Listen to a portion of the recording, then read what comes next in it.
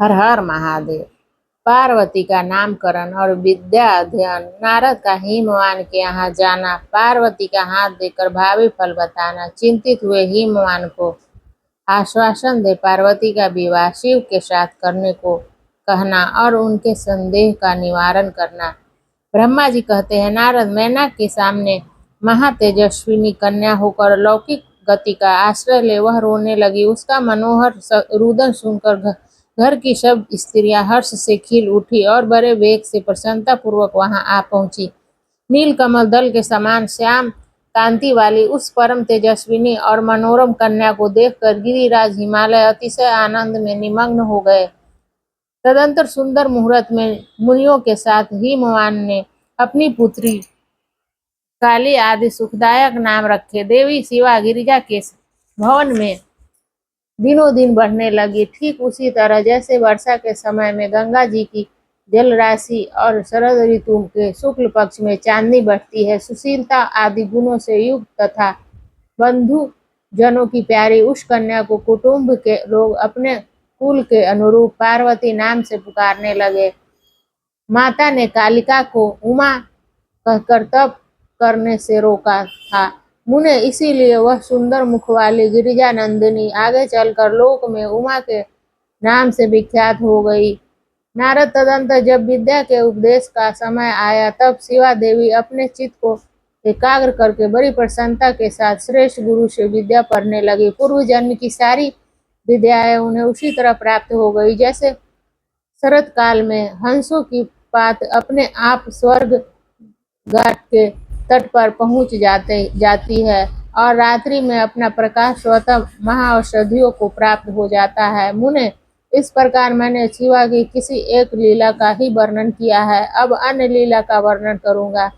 सुनो, एक समय की बात है, तुम भगवान शिव की प्रेरणा से प्रसन्नता पूर्वक हिमाचल के घर गए। मुने, तुम शिव तत्व के ज्ञाता और उनकी लीला के जानकारों में श्रेष्ठ हो। नारद गिरिराज हिमालय तुम्हें घर पर आया देख प्रणाम करके तुम्हारी पूजा की और अपनी पुत्री को बुलाकर उससे तुम्हारे चरणों में प्रणाम करवाया। मुनीश्वर फिर स्वयं ही तुम्हें नमस्कार करके हिमाचल ने अपने सौभाग्य की सराहना की और अत्यंत मस्तक झुका हाथ जोड़कर तुमसे कहा। हिमालय बोले, हे मुने नारद, ब्रह्मा पुत्रों में श्रेष्ठ ज्ञानवान प्रभु, आप सर्वज्ञ हैं और कृपा पूर्वक दूसरों के उपकार में लगे रहते हैं। मेरी पुत्री की जन्म कुंडली में जो गुण दोष हो उसे बताइए। मेरी बेटी किसी की सौभाग्यवती प्रिय पत्नी होगी।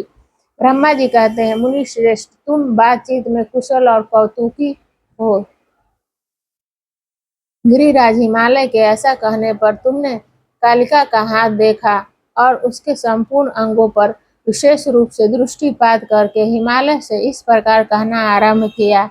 नारद बोले, शैलराज और मैना, आपकी यह पुत्री चंद्रमा की आदि कला के समान बढ़ी है। समस्त शुभ लक्षण इसके अंगों की शोभा बढ़ाते हैं। यह अपने पति के लिए अत्यंत सुखदायिनी होगी और माता पिता की भी कीर्ति बढ़ाएगी। संसार की समस्त नारियों में यह परम साध्वी और स्वजनों को सदा महान आनंद देने वाली होगी। गिरिराज, तुम्हारी पुत्री के हाथ में सब उत्तम लक्षण ही विद्वान है, केवल एक रेखा विलक्षण है। उसका यथार्थ फल सुनो। इसे ऐसा पति प्राप्त होगा जो योगी रंगधरंग रहने वाला, निर्गुण और निष्काम होगा। उसके न माँ होगी न बाप, उसे मान सम्मान का भी कोई ख्याल नहीं रहेगा और वह सदा अमंगल वेश धारण करेगा।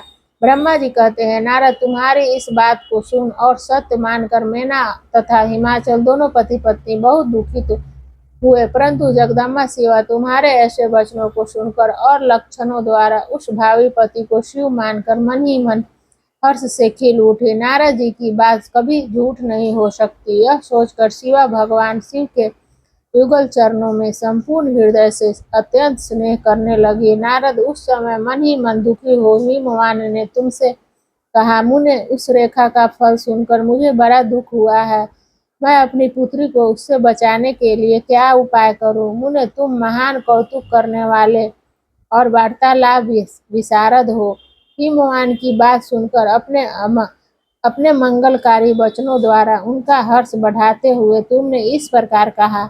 नारद बोले, गिरिराज तुम स्नेह पूर्वक सुनो, मेरी बात सच्ची है, वह झूठ नहीं होगी। हाथ की रेखा ब्रह्मा जी की लिपि है, निश्चय ही वह मिथ्या नहीं हो सकती। अतः सल पर वर इस कन्या को वैसा ही पति मिलेगा, इसमें संशय नहीं। परंतु इस रेखा के फूल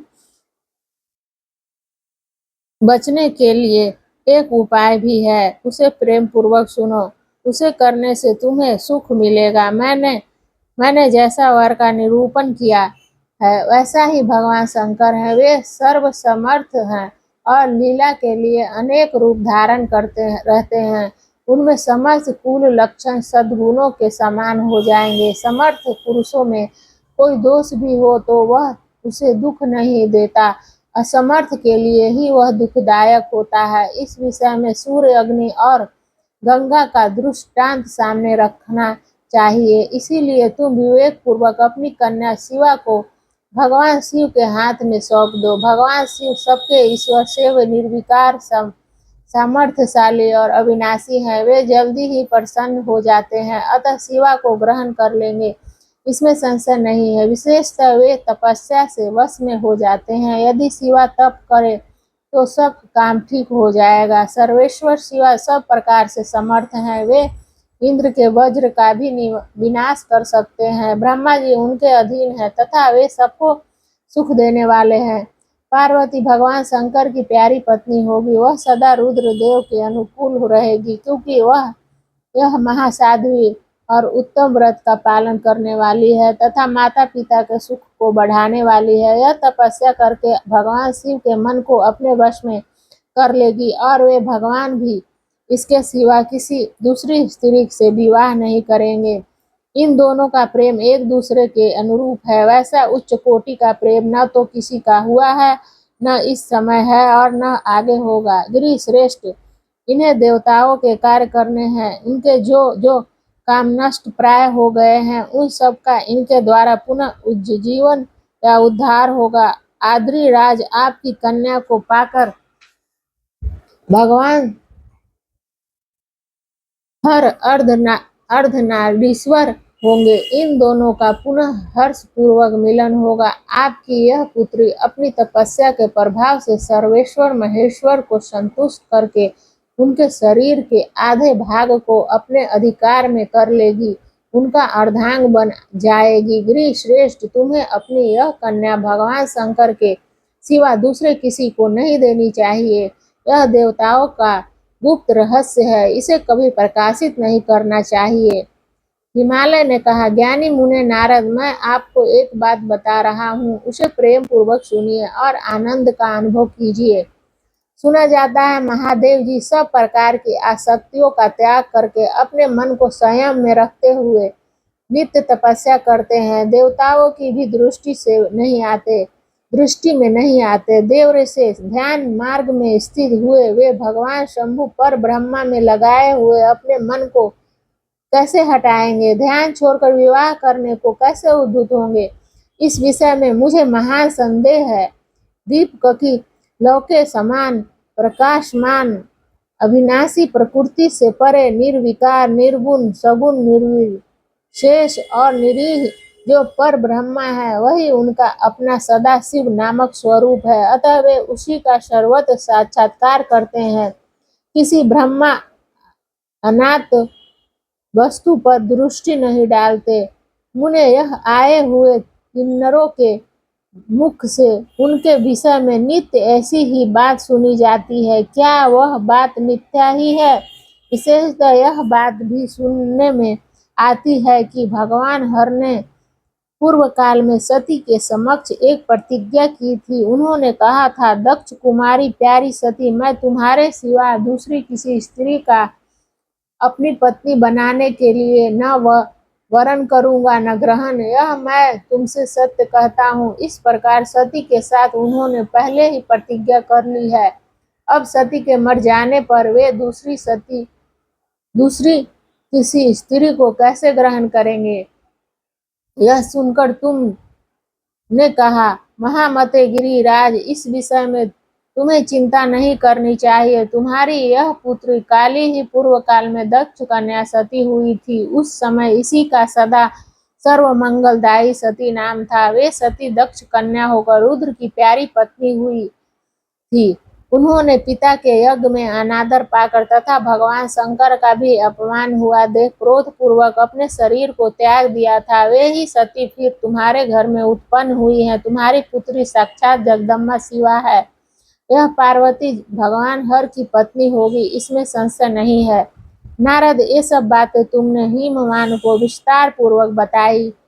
पार्वती का वह पूर्व रूप और चरित्र प्रीति को बढ़ाने वाला है। काली के उस संपूर्ण पूर्ववर्त वृत्तांत को तुम्हारे मुख से सुनकर हिमवान अपनी पत्नी और पुत्र के साथ तत्काल संदेह रहित हो गए। इसी तरह तुम्हारे मुख से अपनी उस पूर्व कथा को सुनकर काली ने लज्जा के मारे मस्तक झुका लिया और उसके मुख पर मंद मुस्कान की प्रभा फैल गई। गिरिराज हिमालय पार्वती के उस चरित्र को सुनकर उसके माथे पर हाथ फेरने लगे और मस्तक चूमकर उसे अपने आसन के पास ही बिठा लिया। नारद, इसके पश्चात तुम उसी क्षण प्रसन्नता पूर्वक स्वर्ग लोक को चले गए और गिरिराज हिमवान भी मन ही मन मनोहर आनंद से युक्त हो अपने सर्व संपत्तिशाली भवन में प्रविष्ट हो गए। हर हर महादेव। अगले अध्याय में मैना और हिमालय की बातचीत, पार्वती तथा हिमवान के स्वप्न तथा भगवान शिव से मंगल ग्रह की उत्पत्ति का प्रसंग। हर हर महादेव।